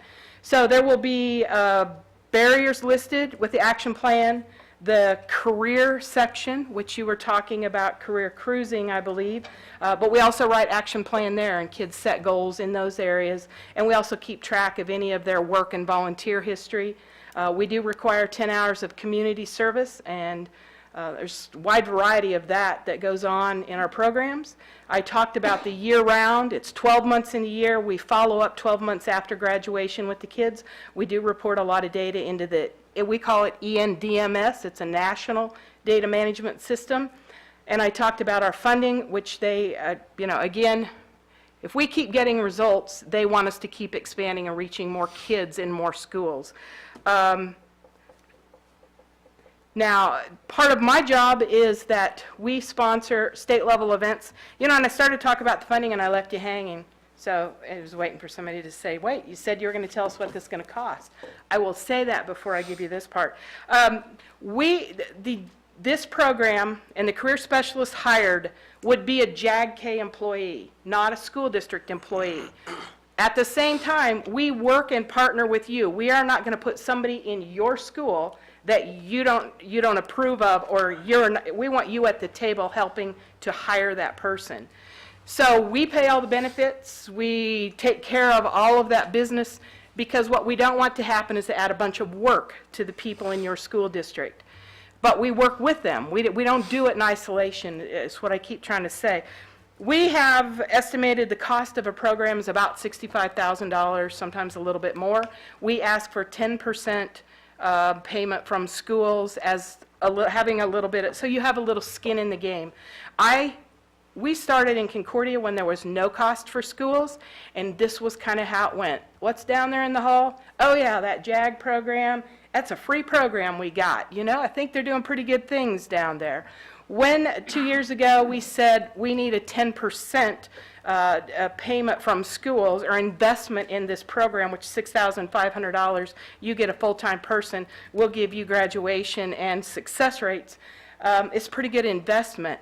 But when we did that, schools started to walk in and say, what's going on in this room? What are you doing? And really got more involved, and our programs are actually more successful because people had some ownership of the program too. And if they were going to invest in it, they took more interest in the program. Part of my job is to do state level events. This is one of the things, in addition to the $6,500, would be to allow these kids to come to state level events and provide transportation to that. Okay, the transportation to these events. In the fall, in October, we do a one-day leadership conference. Each of our schools brings 4 of their kids. We might try to expand that. It is all about leadership, and then we do elect a state career association officer. Linda, the young lady in the middle holding the poster, is from Newton High School. She is our State Career Association president. She ran an election and the other students voted for her. She came from Zimbabwe when she was 8 or 9, and that girl is going to be a public speaker someday. She started afraid to talk to anybody, and now she can give eloquent speeches and talks about how the doors have always been open. But JAG-K helped me go through the door and have the courage I needed to try new things and be successful. So, Fall Leadership Conference, our officers, and then in 4 different events, we have a qualifying, which is our Career Development Conference, kids qualifying 4 events. We then take kids at our cost, no expense to you. Those qualifiers and our state officers get to go to the National Student Leadership Academy in Washington, D.C. And what I can tell you is about 90% of those kids have never been anywhere, sometimes not out of their counties. And we take them on an airplane, and we take them, and the first dinner they have with all the plates and forks and silverware, they're all taking pictures. They've never seen anything like it. But those are some of the skills we also teach kids. But we take them and they compete in their events. The events, I'll just tell you that our national qualifying events, public speaking, math skills, employability, which is filling out a job application and then a mock interview. And then the last one is a project-based learning showcase. In the last 2 years, our competencies have all been turned into, for the most part, not completely, not 100%, we do project-based learning in our classroom and tie a lot of the competencies together. So the Fall Leadership Conference, it'll be centrally located in Kansas, so all of our programs can come in because we have programs as far, Kansas City, Liberal, down that direction. The Career Development Conferences, right now in March, we are having 6 regional across the state of Kansas. Just had 2 of them last Saturday, one in the North Central region, one in the South Central region. And what we didn't used to do those, we added those in so that more of our kids would have that chance to shine. And I have to just tell one story. There's a young man who won the math contest in the North Central region, and he had had a really bad week in his life. And he came to this event, didn't think he had a chance to place, didn't have confidence, didn't have anything. And I was standing in the front of the room when they read his name, and he started crying, and he couldn't hardly get up and come up and get his medal. And they said, you have no idea how you just changed the trajectory of what's happening to him now. He didn't believe in himself at all. But by having 6 regional events, I have 6 math champions. And the top 3 at our region get to come to our State Career Development Conference, which will be April 18th at Emporia State University. In addition to the 4 events I told you, the other 2 state events, one is Mapping My Future, where kids get up and talk about their individual development plan, about where they've been in their lives, because there's some things of their lives, and the trauma that you talked about, well, a lot of our kids have experienced trauma. We can't change that, but if we can teach them the resilience and the grit they need to cope with that and not use that for an excuse about why they can't be successful over here, then we've done our job. So they stand up and talk about where they've been, where they're at right now, and what their future looks like, what they want their future to look like through that career plan of study. The last event at our state competition and our regional competition is a JAG-K Entrepreneurs. We let kids develop a business plan and then get up and present that business plan. We have outside judges that come in, and I always know the event is successful by a couple things. At Cloud County, we actually had college people judging the Mapping My Future, and they said, could you have some of your kids come talk to our college students? Because as we try to work with the kids, it's about the journey, not the end. There's not a finish line, and it's not right now. It's about the journey. Like you said, they're going to change their minds a lot of times. What they might find is all the things they don't want to do to get to what it is they do want to do. So that, and then the other thing I've experienced, all of our public speaking judges come out and say, well, I don't know how to explain this to your kids, but I think I cried through every speech because the kids talk about their lives and their hardships. One of the very first kids I listened to speak, he said, well, let me tell you about myself before I tell you why I want to be the State Career Association president. This was last year. He said, when I was 3, my dad left. We don't know why I left. I've never seen him since. I have an older brother. And then I had childhood cancer. And then my mom started drinking and using drugs, and we moved to about 8 different states. And then, he said I'm deaf, but I have hearing aids and I do pretty well. And it was just, and then. And so many chances that young man had to throw the towel in and say, I'm done. And he didn't. He stood up and said, I want a better life. And my career specialist has shown me they believe in me more than I believed in me, but they showed me I can do it. He's freshman or sophomore at K-State in animal science right now. So many odds against him, and what we see are there kids out there like that. They need the support and the tools. We're not doing it for them. We're helping them have hope and believe in themselves, and then giving them the tools to go from there. So, got kind of off there. The fall conference will be centrally located. There would be a regional career conference somewhere in this area.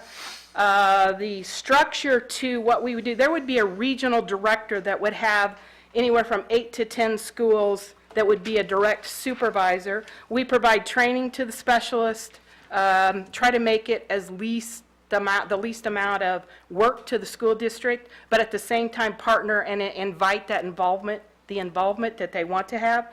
When you're talking about the Kansas CAN and the goals of the State Board of Education, plan of study, and I've been in to see Dr. Watson too, several times. I told him, I said, you probably thought you got rid of me when I left the school district, and I've probably seen him more now than I did when I was in the school district. But I said, what you guys are doing at the State Department of Ed, plan of study, check, we do that. Focus on post-secondary, check, we do that. Graduation, that is our first goal, to make sure they graduate, and then work on what happens next at the same time, so you can check that one. The social emotional piece, because we do some guidance, but we also teach our people to know when they've reached their limit. We're not professionals, but we do train people to recognize when kids might need additional help. We've actually been invited to present at the Bridging to Resilience conference on the trauma-informed practices that's in Overland Park later in April, just the nature of the organization and what we do, and so many success stories we have with kids. So we do a lot of work in that social emotional area too. Check that. So I said, Randy, we're down to kindergarten readiness. I can't find a direct tie to kindergarten readiness. And then some of your high school administrators stopped at Salina Central and saw Kip Keffel at that program. I went to one of their evening ceremonies. They had to install and initiate members and officers, and there were a lot of little kids running around the room, and I said, this is great. Everybody brought their families. And they said, are you families? Yes. A lot of those kids belong to these students. And so then I went back to Randy and I said, check kindergarten readiness, because if we get these young people on a successful path, it will make a difference for their children in the future.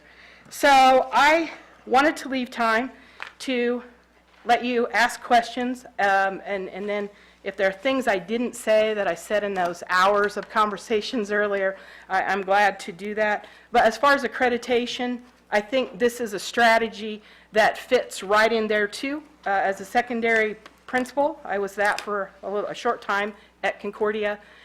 We talked about interventions, Tier 2, Tier 3. What do you do when the regular programming isn't meeting the needs of all the kids? Well, this takes the kids at the next level, that Tier 2, where you need to do something different, and even kids at Tier 3. This can be considered one of those interventions for those kids because we take it that extra step.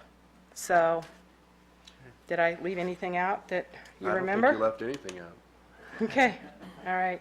And I have to tell you, I feel, when I try to call districts now, I know a lot of the superintendents, I know principals, and I try to tell them who I am, and I'm with JAG Kansas, Jobs for America's Graduates Kansas. I'm like the vendor now that I used to try to avoid as a superintendent. You know, like, who is that? What are they doing? What do they want us for? I could not stand here if I didn't believe in this and know that we can make a difference in Haze, Kansas too, like we have our other schools.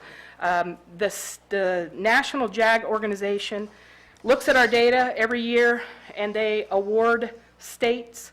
They call a 5 of 5 award when you've met or exceeded graduation rates, workplace, successful outcomes. They designate that you are a 5 of 5 state. We have been a 5 of 5 state every year we've done it. We have met or exceeded. So we have the data to back it up, but I have kid stories and faces of kids that would ensure you. The other good thing about it, it's a one-year agreement. You get into it 1 year. It's not what I'm standing here telling you it is. You're out, nothing. You know, you can say this program is not a fit. I believe there's a need for it everywhere. Talk to your administrators. We did conference calls, and they seemed positive about it. And I get the question, there's got to be a downside. What's the downside? I said, well, we need a little transportation. We need a classroom. We just need you to work with us, help us fit into your culture and your school district. You'd mentioned there are 5 barriers that you identify. What are those? Well, we have a list of, I think I showed them to administrators, our list of barriers. You know, when people try to talk about what does it mean to be at risk, right now the state determines that and the funding you get based on whether or not they qualify for free or reduced lunch. Our barriers can range from things about your home life to poverty to academic challenges. We have about 37 of them, I think, in 5 or 6 different categories. And for the kids to be in JAG-K, they must have at least 5 of those. So what we're saying is we're not trying to pick kids with no challenges and obstacles and put them in our program and make our numbers look good. Technically, half of the kids we serve need to be in the bottom half of their class. And I can send him the list of all the barriers we look at. A student being in an out-of-home placement in foster care, that's a barrier. It's probably more than one barrier, but, you know, a number of barriers. If they have, I can tell you some, if parents didn't finish high school, one or more parents, if they live with a single parent, if a parent is unemployed, English as a second language or English is not spoken in the home can be a barrier. A parent is incarcerated is a barrier. So there are a lot in there. Now, you're going to say, but you can't fix that. No, I can't fix that, but we can teach the kids how to live with it and not use it as an excuse as to why they can't finish high school and move on to a successful future. And the reason you said you're looking to put some out in northwest Kansas, what was it, other than maybe our superintendent calling you, what was it that you identified Haze as a potential partner? Did you say your graduation rate is 80? 87, 88. 87? Okay. So think about us as an organization. That's one of the big factors we looked at. But us as an organization taking kids with barriers, the class of 2017, our graduation rate with those kids with challenges was 97%. So that was a big one. We also look at attendance, discipline rates, because we also monitor and track all of those things, and we expect all of those to improve. Suspensions, you know, things like that. Attendance, a young lady we were working with, before we got her in our program, missed 104 days of school in a school year. She's missed 5 now. But a lot of it boils down to, you talk to these kids, they will tell you, it's because my career specialist cares about me. We have kids that said they were going to drop out. Well, somebody decided they cared about me, and now I think I can. Now I want to go to college. So, Okay. And what are the qualifications? You said the career Career specialist specialist? is an employee. they must have a college degree. We prefer that it is a licensed teacher, but it is not 100% required that it is a licensed teacher. We have very successful career specialists that are counselors, social workers. We have some with criminal justice background. We have some with business backgrounds. We have a number, but it all boils down to identifying somebody who can relate well and build a rapport with kids and connect with the kids first, build the trust with the kids, that then they start to work on all of the other pieces. So, And you'd mentioned it's 33, 33 school districts and 68 programs. What's is the program capped to like 15, 25?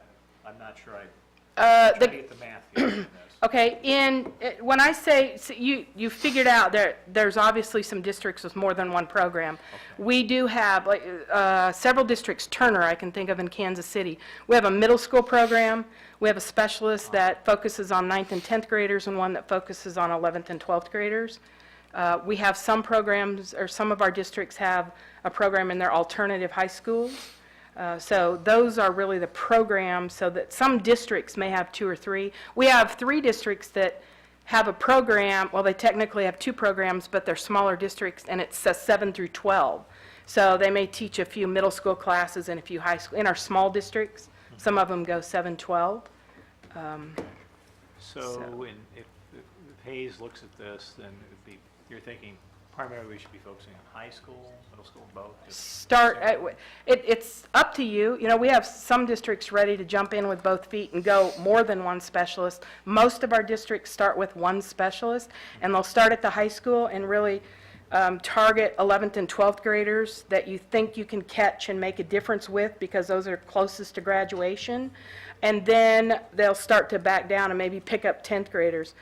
We all know in education, the earlier you can catch them, the better it is. But our problem when we start in middle school is they all start feeding into high school, and then your high school person already has a full caseload of kids, and then you have too many kids and not enough adults to handle the caseload. So it's better to start at the top and back down, or go with more than one program at a time.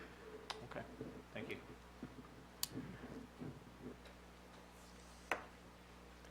You had mentioned some of the other districts, you said roughly 33. Can you give me some examples of others that are comparable to us in size?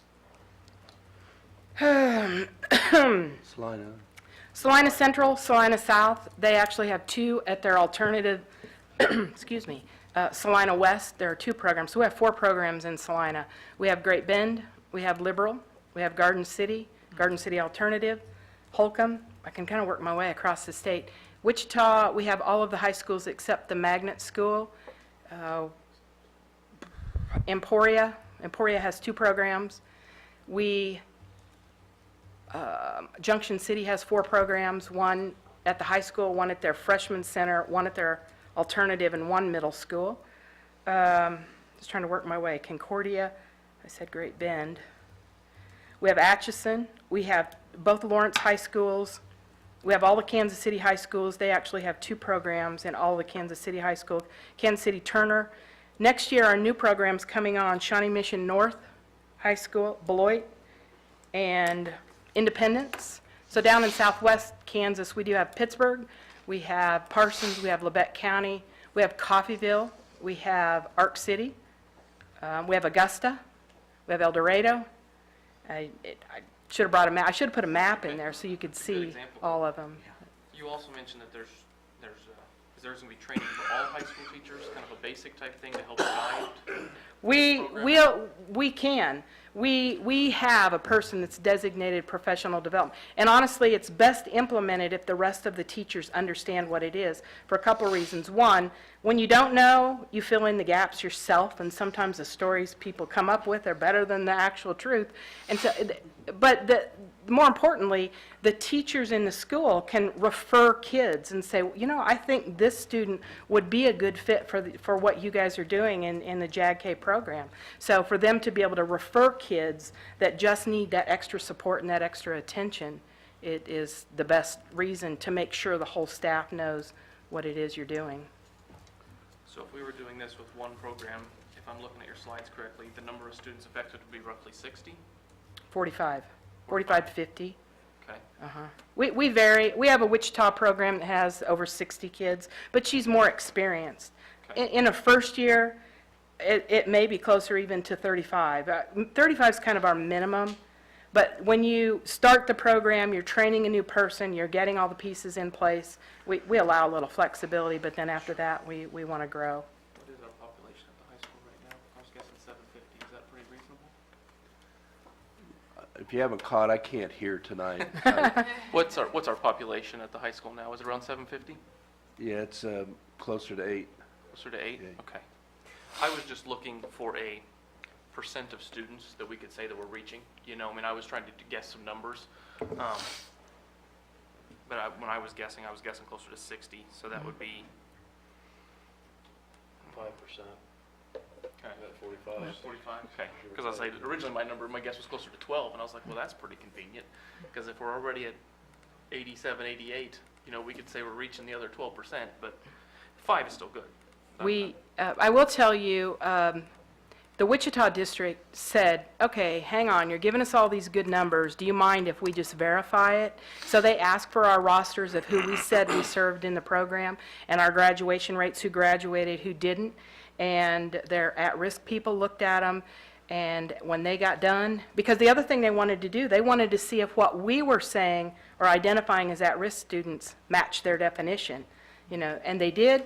And everything, and actually now when they have administrative meetings, they say to people, all right, this JAG-K program, we know what we're getting for the money. We're getting results. Now, the rest of you, where are our results? So they did kind of their own district audit to make sure we were serving the population we said and that we were getting the results that we did.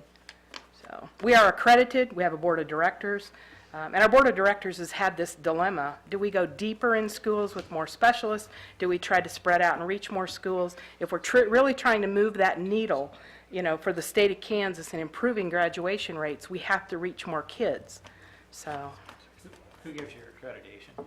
our accreditation, it's through the national organization, but I'm going to make a note, and we're about to go through the first round of accreditation since I've been in this position, so. And if we were looking at starting this in the fall, is there a date that we need to have a commitment by? We would like to know by the 1st of April, because we technically have a waiting list of districts who would like more programs, like us to add in their programs. But we, as I explained, we didn't have any programs in this part of the state, and so we wanted to try to reach out to other places where we hadn't been or people didn't know we existed and what we did. So if we know by then, you know, the hiring process, you have to sign the MOU, which then says we're having the program. And then what we would do is start to advertise for the position, figure out who from this district would be on that hiring committee, get a person in place, and they would start technically July 1 and be ready to go when the school year started. But our training person would come in and work with school counselors, school administrators to say, here are the kinds of kids, you know, that we're looking for, that you need to target. You know your kids, who would be best served in the program that we have. So we'd get to work at your school. And I think part of why our date's important, I'm going to guess your high school is starting to do some pre-enrollment for next year. And kids looking at classes. And it's a lot easier to do it now than to show up in August and start changing kids' schedule to something they don't know what it is. But Thank you. Very good. I have a question about the cost. Mhm. You said it's 10% of roughly the 65,000.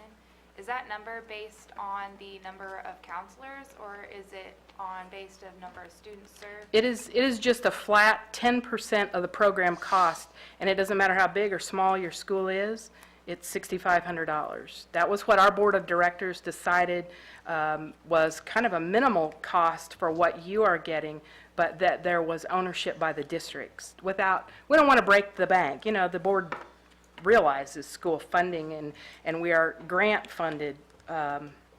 So it was just a flat fee that the board decided to choose 10%. Well, the 65, that could fluctuate. Did we send you an MOU? I'm trying to think if it's worded 10% of the cost or it flat says $6,500. If I remember right, it It's was just a flat Yeah. 6,500. They based it on that right now, and I don't think that 65 changes if salaries go up. It is 6,500, but I could be wrong about that. Well, it's a one-year agreement, so. It's a so it one-year, went up. you would know, before you have to sign the MOU each year.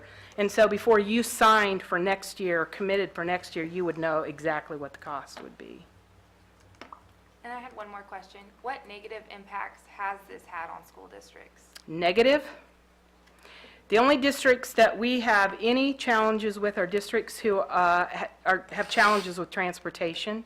One of our districts, you know, if the kids go out on a bus, they have to get the buses back before school's out because they don't have enough buses, and they run the routes with those buses. We do have some districts that kind of splurge and put the kids on a charter bus to the state event. Sometimes they take van. We have districts, transportation is the biggest challenge. Some of our districts, they give the JAG-K person the keys to the van and say, go do what you need to do.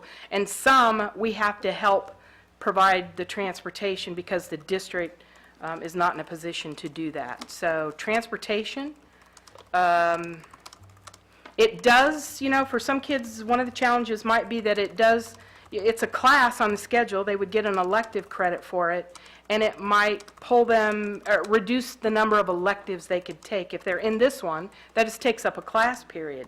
I do know that if you want to check our competencies, that there are career and tech ed classes like 21st century skills, and some of those, I just had the titles the other day, some of our districts give career and tech ed credit for career exploration, career development, so they use courses already on their schedule to give that credit. Negative effects. I honestly cannot tell you anything other, that's all I know, you know, that seem to be the challenges. Again, when people don't understand what it is and why your JAG person only has 45 to 50 kids and they're not in a classroom every hour of the day with a new group of 25 kids, you know, but good communication can clear that up. But I think you'll find better connections with the community, develop some community partnerships, or enhance what you already have. Thank you, Beth, very much. Thank you. Thank you very much. Next item on the agenda is the 2018-2019 school year calendar. Move to approve the calendar.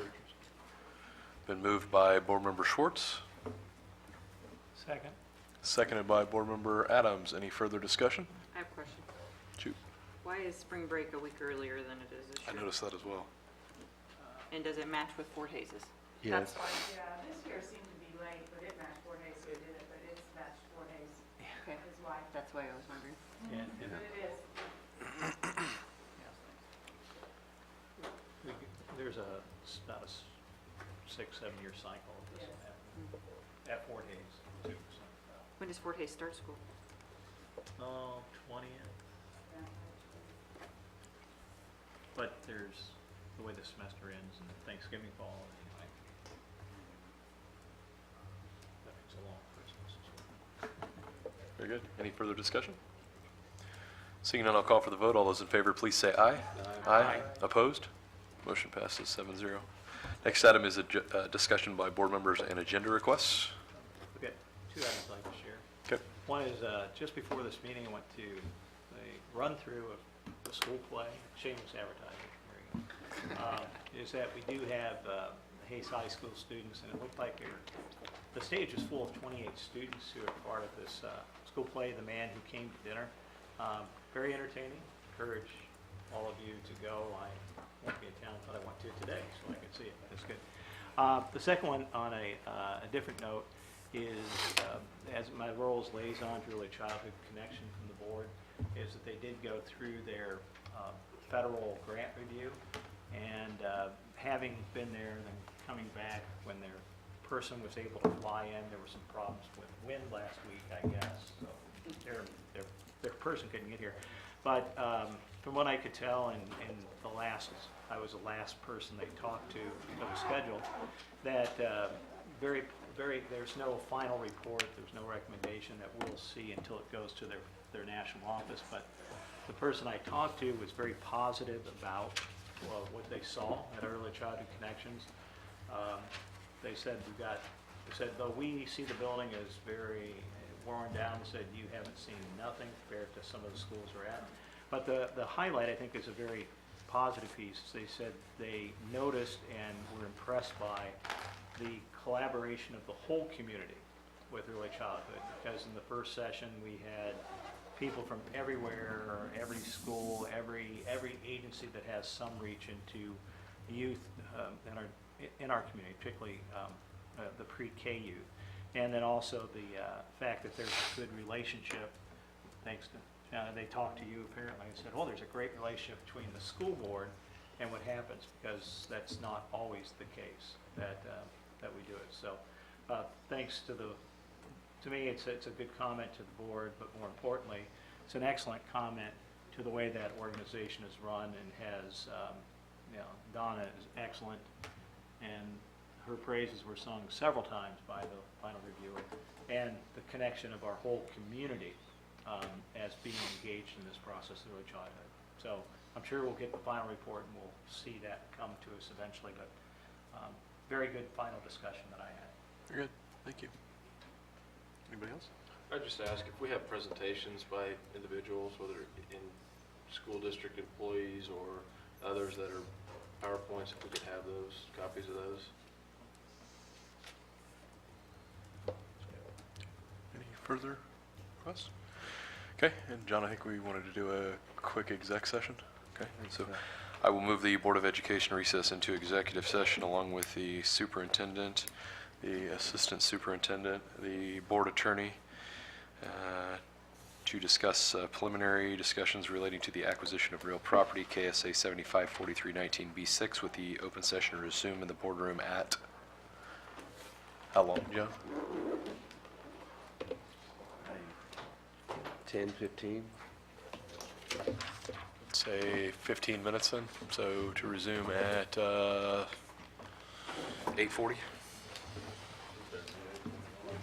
8:41. Okay, been moved and seconded.